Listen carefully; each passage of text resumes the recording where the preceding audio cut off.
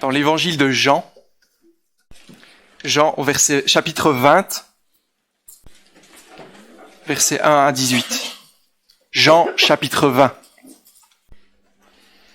verset 1. Le dimanche, Marie de Magdala se rendit au tombeau de bon matin, alors qu'il faisait encore sombre, et elle vit que la pierre avait été enlevée du tombeau. Elle courut trouver Simon-Pierre et l'autre disciple que Jésus aimait, et leur dit : « Ils ont enlevé le Seigneur du tombeau, et nous ne savons pas où ils l'ont mis. » Pierre et l'autre disciple sortirent donc et allèrent au tombeau. Ils couraient tous les deux ensemble, mais l'autre disciple courut plus vite que Pierre et arriva le premier au tombeau. Il se pencha et vit les bandelettes posées par terre. Cependant, il n'entra pas. Simon-Pierre, qui le suivait, arriva et entra dans le tombeau. Il vit les bandelettes posées par terre. Le linge qu'on avait mis sur la tête de Jésus n'était pas avec les bandes, mais enroulé dans un endroit à part. Alors, l'autre disciple qui était arrivé le premier au tombeau entra aussi, il vit et il crut. En effet, il n'avait pas encore compris que d'après l'Écriture, Jésus devait ressusciter. Ensuite, les disciples repartirent chez eux. Verset 11. Cependant, Marie se tenait dehors près du tombeau et pleurait. Tout en pleurant, elle se pencha pour regarder dans le tombeau et elle vit 2 anges habillés de blanc, assis à la place où avait été couché le corps de Jésus. L'un à la tête, l'autre aux pieds. Ils lui dirent : « Femme, pourquoi pleures-tu ? » Elle leur répondit : « Parce qu'ils ont enlevé mon Seigneur et je ne sais pas où ils l'ont mis. » En disant cela, elle se retourna et vit Jésus debout, mais elle ne savait pas que c'était lui. Jésus lui dit : « Femme, pourquoi pleures-tu ? Qui cherches-tu ? » Pensant que c'était le jardinier, elle lui dit : « Seigneur, si c'est toi qui l'as emporté, dis-moi où tu l'as mis, et j'irai le reprendre. » Jésus lui dit : « Marie !» Elle se retourna et lui dit en hébreu : « Rabouni !» c'est-à-dire maître. Jésus lui dit : « Ne me retiens pas, car je ne suis pas encore monté vers mon Père, mais va trouver mes frères et dis-leur que je monte vers mon Père et votre Père, vers mon Dieu et votre Dieu. » Marie de Magdala alla annoncer aux disciples qu'elle avait vu le Seigneur et qu'il lui avait dit cela. Voilà la première lecture, ce sera le texte de la prédication. Il y a encore 1 Corinthiens, deuxième texte, 1 Corinthiens 15, là où on était tout à l'heure. 1 Corinthiens 15, verset 50. «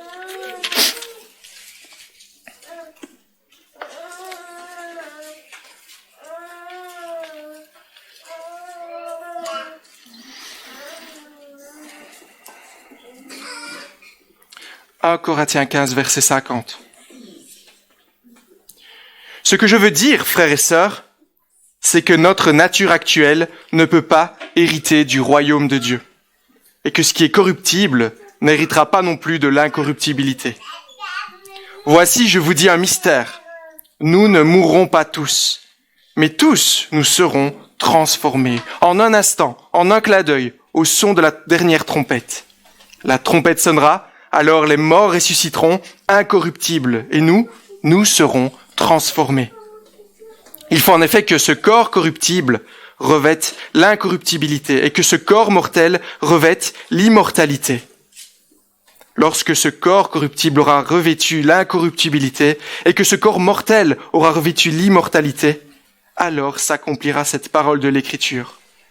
La mort a été engloutie dans la victoire. Mort, où est ton aiguillon ? Enfer, où est ta victoire ?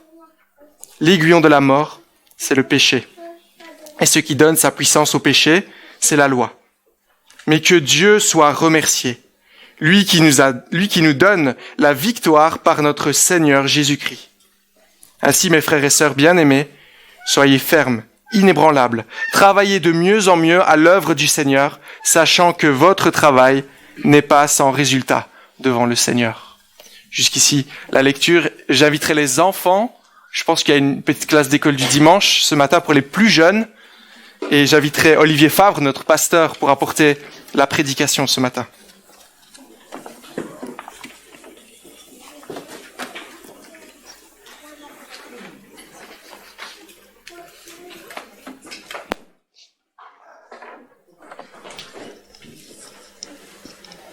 Je ne sais pas si quel... On m'entend? J'ai l'impression que c'est pas amplifié, ou bien si? Si? En tout cas, mon micro est allumé. Mais... Voilà. Je ne sais pas si quelqu'un veut un questionnaire encore. Il y en a sur la table à l'entrée.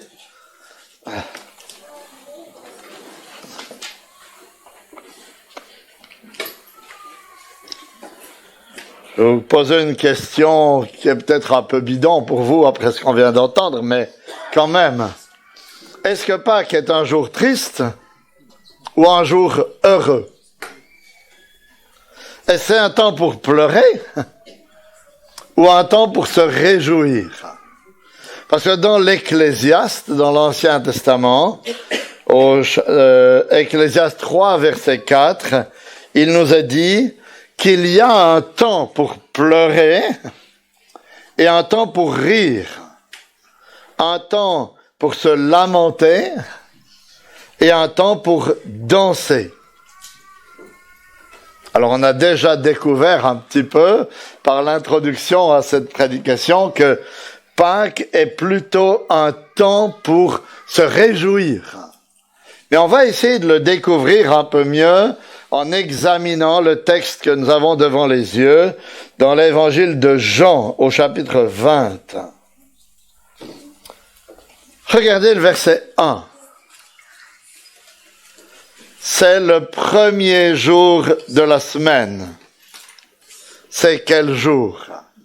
La traduction de Valentin le disait tout de suite. Dimanche. Le premier jour de la semaine, c'est dimanche. Voilà pourquoi dimanche est devenu un jour particulier pour les chrétiens. Pas seulement le jour de Pâques, mais tous les dimanches de l'année. Donc on est 3 jours après la mort de Jésus.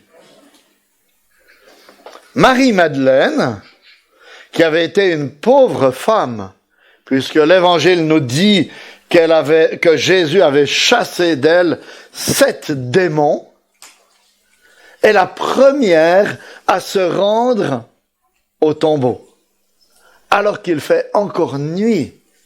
C'est toujours le verset 1er qui nous l'apprend.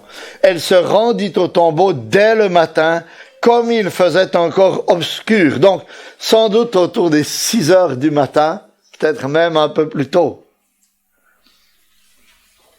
Qu'est-ce qu'elle va faire là-bas? Sans doute qu'elle pense aller continuer d'embaumer le corps du Seigneur Jésus, mort 3 jours plus tôt. Et quelles devaient être les questions qui trottaient dans sa tête alors qu'elle était en chemin? Sans doute qu'elle devait se dire, comment est-ce que je vais faire pour rouler cette énorme pierre? Comment est-ce que je vais être accueilli par les soldats romains? Est-ce qu'ils vont accepter de briser le sceau qui a été mis sur la pierre pour que j'ose entrer, m'occuper du corps du Seigneur Jésus? Mais lorsqu'elle approche, toutes ces questions trouvent une réponse immédiate. Parce qu'elle voit, à la fin du verset 1er, elle vit que la pierre était enlevée du tombeau. Elle voit de loin que la pierre a été roulée.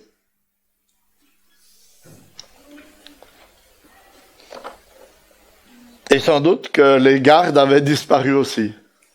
Mais le texte ne le dit pas. Alors, que fait-elle quand elle voit ça? Qu'auriez-vous fait à sa place?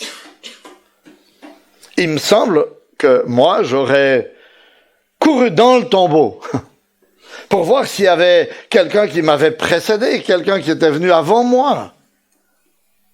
Mais que fait-elle? Verset 2, elle courut dans l'autre sens pour trouver Simon-Pierre et l'autre disciple que Jésus aimait et leur dit, on a enlevé du tombeau le Seigneur et nous ne savons où on l'a mis.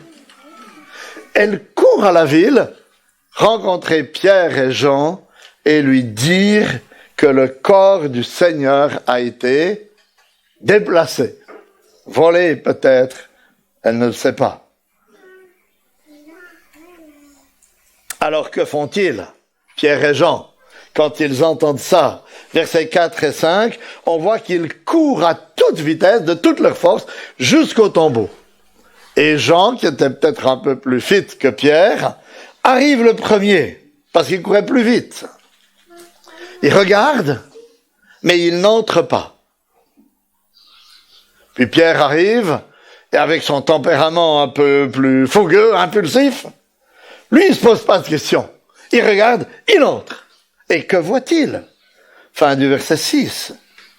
Il entra dans le tombeau, aperçut les bandelettes qui étaient là, et le linge qu'on avait mis sur la tête de Jésus, non pas avec les bandelettes, mais roulé à une place à part. Pierre voit les bandelettes qui avaient entouré le corps du Seigneur, qui étaient là, et le linge qu'on avait mis sur sa tête, la tête de Jésus, qui était roulé à part. C'est alors que l'autre disciple, Jean, entre aussi. Et que nous est-il dit de lui? Verset 8. Alors l'autre disciple, qui était arrivé le premier au tombeau, entra aussi. Il vit et il crut. Il crut quoi? Verset 9. Car il n'avait pas encore compris l'écriture selon laquelle Jésus devait ressusciter d'entre les morts. Il voit les bandelettes, il voit le linge plié à part, et ces bandelettes et ce linge étaient disposés de telle manière que c'était évident que le corps de Jésus n'avait pas pu être volé et qu'il avait disparu, qu'il était ressuscité.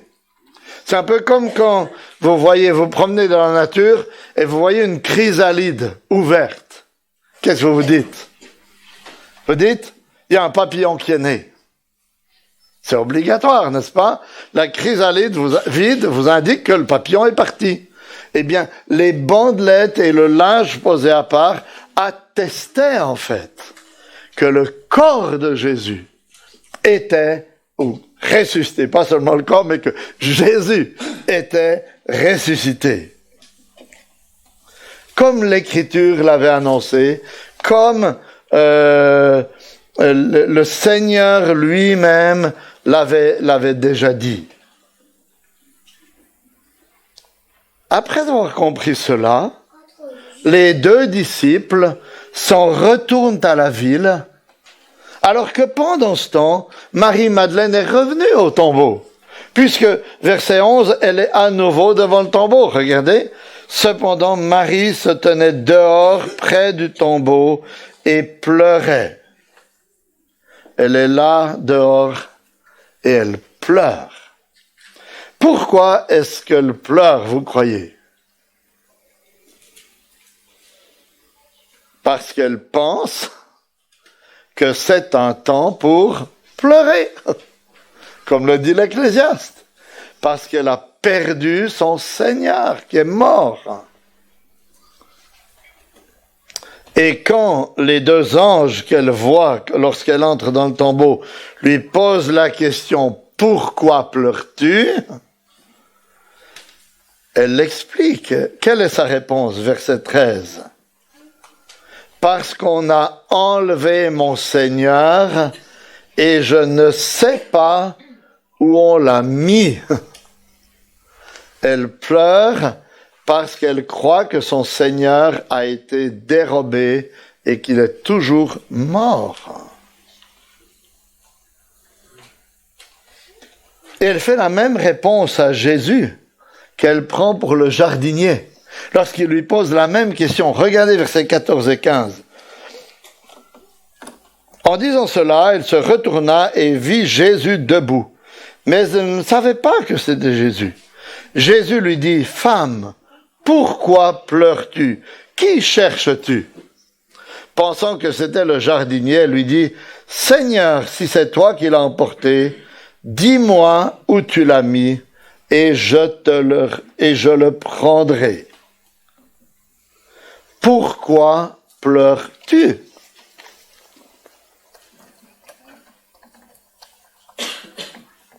C'est la question à laquelle Marie doit faire face 2 fois, n'est-ce pas?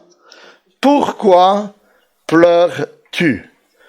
Elle pleure parce qu'elle pense que son Seigneur a été enlevé, dérobé.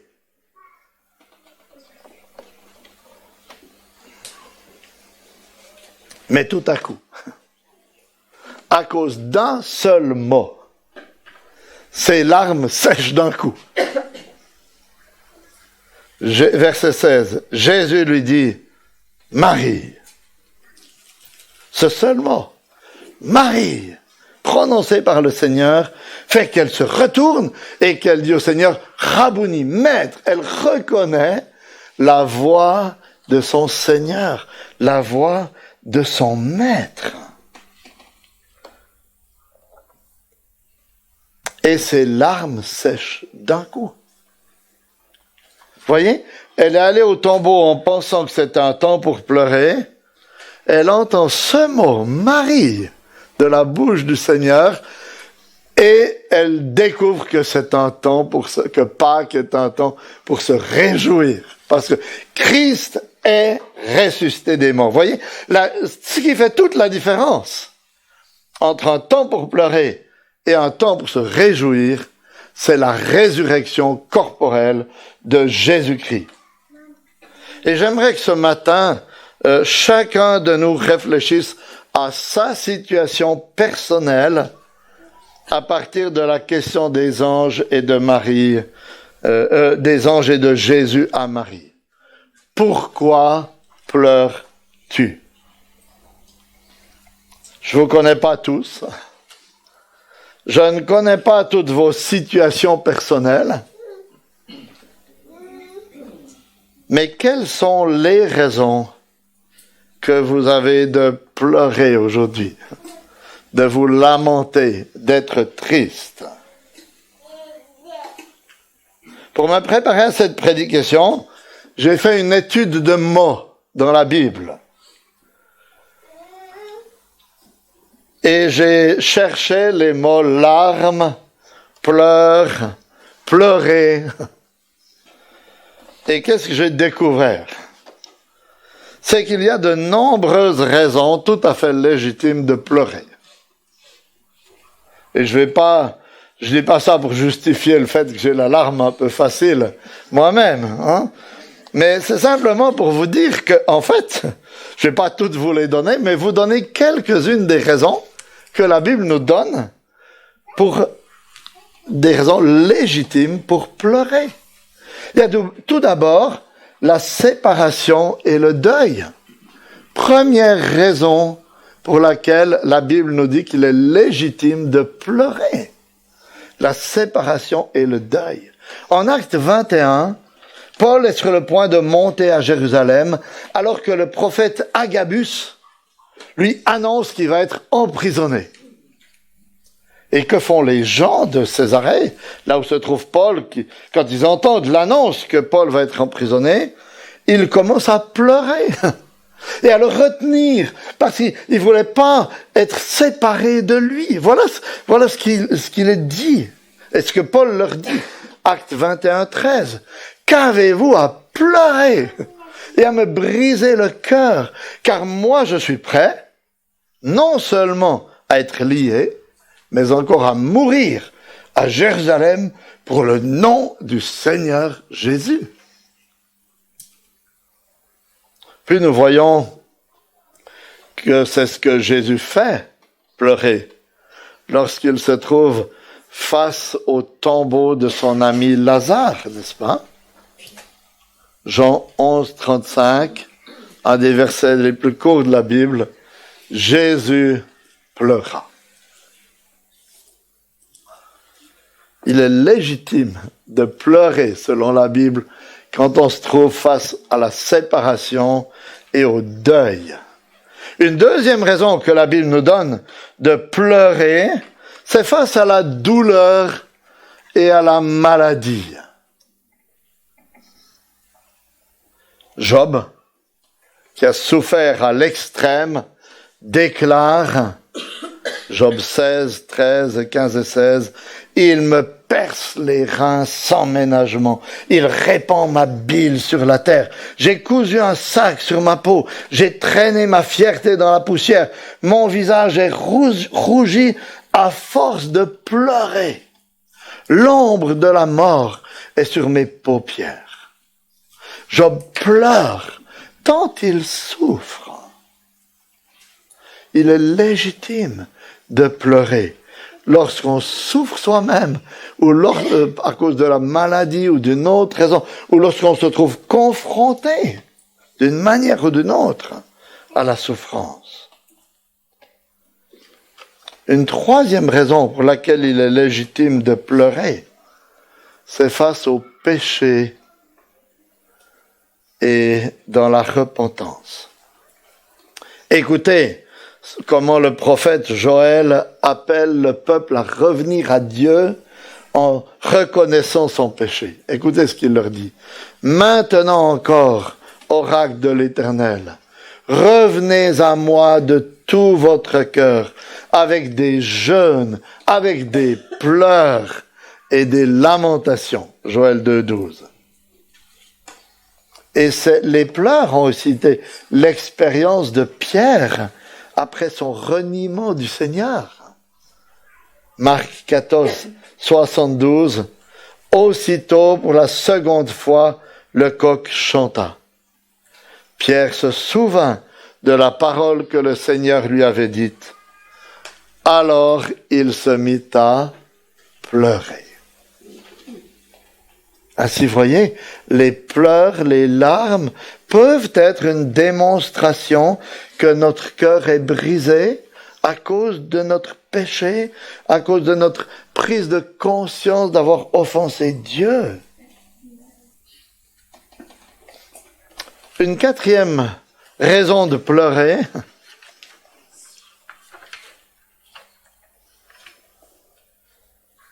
c'est lorsque nous voyons la misère des personnes auxquelles nous témoignons de l'Évangile, et lorsque nous voyons l'échec de notre témoignage à vue humaine auprès de ces personnes, incroyantes ou celles qui ont de la difficulté à grandir dans la foi. Acte 20, 31. Voilà une autre parole de l'apôtre Paul. « Veillez donc en vous souvenant que pendant 3 ans, je n'ai cessé nuit et jour d'avertir avec larmes chacun de vous. » Et Paul était attristé aussi lorsqu'il a vu que les chrétiens de l'église de Corinthe ne répondaient pas à ses exhortations, à ses lettres. Et dans 2 Corinthiens 12, 21, il dit « Je crains qu'à mon arrivée, mon Dieu ne m'humilie de nouveau à votre sujet et que je n'aie à pleurer sur plusieurs de ceux qui ont péché précédemment et ne se sont pas repentis. » Et je vous donne encore une dernière raison de pleurer. C'est à cause de la condamnation et de la perdition. Quand on comprend l'état de l'homme sans Dieu, l'état dans lequel vous vous trouvez si vous n'avez pas placé votre confiance dans le Seigneur Jésus-Christ, si vous avez rejeté l'Évangile, on a envie de pleurer comme Jésus pleurait sur la ville de Jérusalem, conscient du jugement qui repose sur vous. Luc 19, 41, comme il approchait de la ville, Jésus, en la voyant, pleura sur elle et dit, « Si tu connaissais toi aussi en ce jour ce que te donnerait la paix, mais maintenant c'est caché à tes yeux. » Vous voyez, il y a toutes sortes de situations dans lesquelles la Bible nous montre qu'il est légitime de pleurer. Mais, parce qu'il y a un mais, les larmes de Marie ont été séchées en un instant lorsqu'elle a entendu Marie et qu'elle a compris que son Seigneur était ressuscité. Et c'est là que se trouve aussi notre consolation aujourd'hui. C'est le triomphe sur les larmes. Jésus est venu pour triompher de nos larmes et nous apporter la joie et la paix. Et vous voyez, si on reprend ces différentes raisons que nous avons de pleurer à la lumière de la mort et de la résurrection du Christ,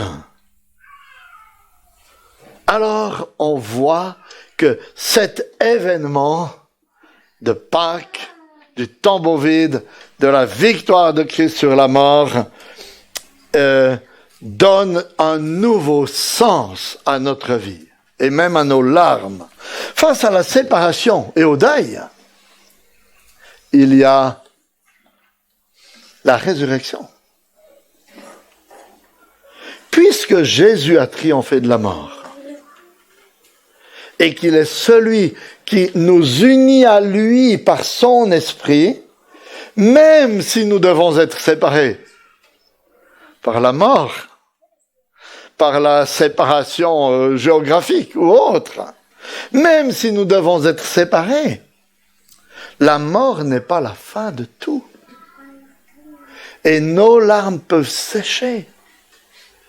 Parce que nous savons que Christ a eu la victoire sur la mort, et nous savons que tous ceux qui ont placé leur confiance en lui se reverront un jour pour passer l'éternité dans sa présence. 1 Corinthiens 15, versets 55 à 57, qu'on a lu tout à l'heure. Ô mort, où est ta victoire? Ô mort, où est ton aiguillon? L'aiguillon de la mort, c'est le péché. Et la puissance du péché, c'est la loi. Mais grâce soit rendue à Dieu, qui nous donne la victoire par notre Seigneur Jésus-Christ. Face à la douleur et à la maladie, il y a la guérison. Christ est celui qui, pendant son ministère terrestre, a montré qu'il était venu pour mettre fin aux douleurs, pour mettre fin aux maladies. C'est pourquoi il a guéri les malades, il a chassé les démons, il a même ressuscité les morts. Matthieu 8, 17. Il a pris nos infirmités et il s'est chargé de nos maladies. Matthieu 4, 24. Sa renommée se répandit dans toute la Syrie. On lui amenait tous ceux qui souffraient de maladies et de douleurs diverses et il les guérit. Parce que sa résurrection atteste que la douleur et la maladie n'auront pas le dernier mot. Face aux larmes liées au péché et à la repentance, il y a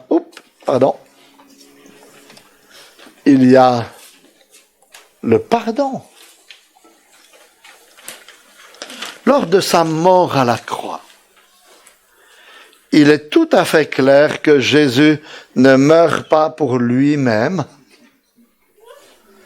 mais pour le péché de son peuple qu'il a pris sur lui. Il meurt pour porter la condamnation à la place de ses brebis, de tous ceux qui se repentent et croient en lui. Matthieu 20, 28. C'est ainsi que le Fils de l'homme est venu, non pour être servi, mais pour servir et donner sa vie en rançon pour beaucoup. Luc 15, 7. De même, je vous le dis, il y aura de la joie dans le ciel pour un seul pécheur qui se repent, plus que pour 99 justes qui n'ont pas besoin de repentance.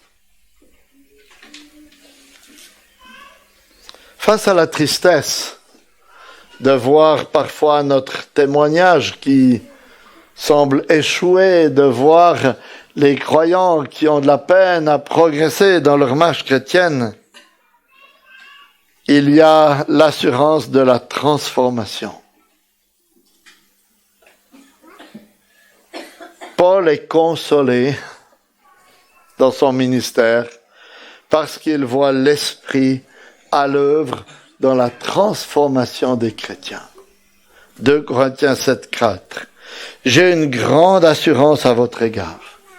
J'ai bien lieu de me glorifier de vous. Je suis rempli de consolation. Je déborde de joie au milieu de toute notre affliction. Parce qu'il voit ses frères et sœurs progresser dans la foi malgré tout. Ainsi, vous voyez, il y a une grande consolation lorsque nous voyons que notre témoignage, notre ministère porte du fruit malgré tout dans la vie des autres. Et les seules larmes qui restent et pour lesquelles il n'y a pas de réponse, on pourrait dire, en Christ, pour lesquelles la résurrection du Christ n'a pas d'impact positif, ce sont les larmes de ceux qui refusent l'Évangile. Et si c'est votre cas ce matin, je dois vous avertir solennellement qu'en rejetant Jésus-Christ, vous vous privez de la consolation. Parce que vous rejetez son triomphe sur les larmes. Parce que vous rejetez la seule raison qui a été donnée aux hommes pour pouvoir se réjouir réellement. Ainsi, votre tristesse, et je le dis avec larmes, votre tristesse ne sera jamais changée en joie.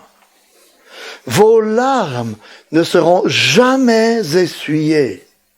Parce que la Bible nous dit que l'enfer, le lieu dans lequel iront les incroyants pour l'éternité, est un lieu de larmes, de tourments et de souffrance. Pour toujours. Matthieu 13, 49, 50. Il en sera de même à la fin du monde. Les anges s'en iront séparer les méchants du milieu des justes, et ils les jetteront dans la fournaise de feu, où il y aura des pleurs et des grincements de dents. Et si c'est là votre cas ce matin, je ne peux que vous appeler avec larmes à venir à Christ pour qu'il sèche les vôtres et qu'il vous donne cette joie éternelle de la présence de Dieu, de la réconciliation avec Dieu pour toujours. Parce que en Christ se trouve la victoire sur toutes les raisons de pleurer dans ce monde. Maintenant, c'est pas tout à fait la fin encore. Est-ce que la victoire du Christ veut dire qu'un chrétien qui a placé sa confiance en Christ ne devrait jamais pleurer dans ce monde? Non. Parce qu'on est arrivé, on n'est pas encore arrivé au moment où les larmes disparaissent définitivement.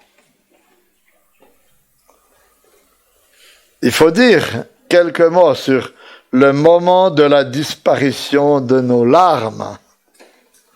Parce qu'il y a beaucoup d'incompréhension à ce sujet aujourd'hui. La Bible nous dit qu'il y a en fait un décalage entre ce que Christ a fait à la croix et au tombeau et sa réalisation définitive. Il y a un décalage entre la croix et le moment où nos larmes disparaîtront définitivement. Parce que lors de sa première venue, Christ a démontré qu'il est le Messie, qu'il est le maître souverain dont l'œuvre est suffisante et parfaite pour mettre fin à toutes les larmes, au péché qui est entré dans le monde. Mais la Bible nous dit que ce n'est qu'à sa seconde venue, lors de son retour, que Christ mettra fin définitivement à nos larmes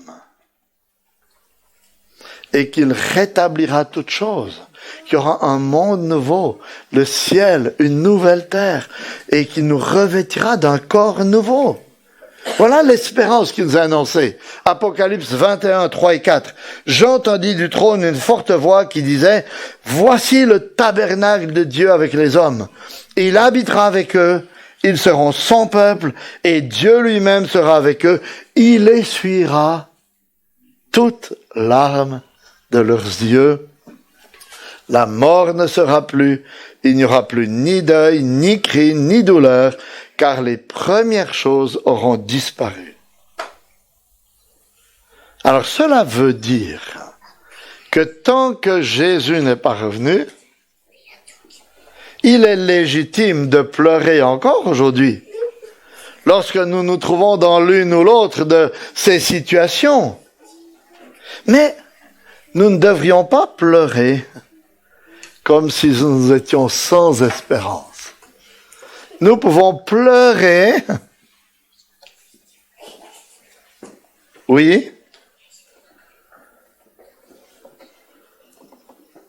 mais pleurer avec espoir qu'un jour nos larmes seront séchées, qu'au travers de nos yeux humides, parce que parfois l'épreuve est encore terrible dans ce monde, nous regardions à Christ ressuscité, nous regardions à cette espérance qui est là, et qu'au travers de nos larmes, nous nous souvenions que le tombeau est vide, que Christ est ressuscité, et que nous avons l'assurance que lors de son retour, il mettra fin